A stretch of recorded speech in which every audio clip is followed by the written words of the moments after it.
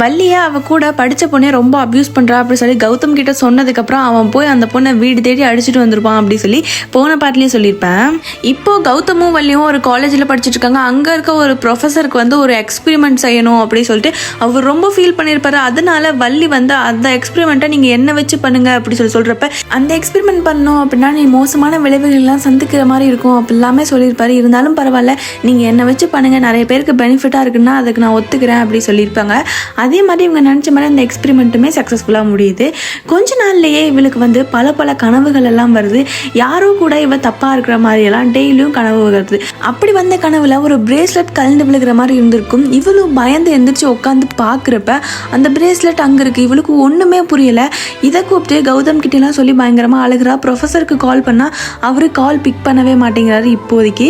அதனால ரெண்டு பேருமே சேர்ந்து மஜ்னு வந்து அங்கே வர்றப்ப இவளை வந்து கூட்டிட்டு வந்துடலாம் அப்படி சொல்லி கௌதம் வந்து பிளான் போடுறான்.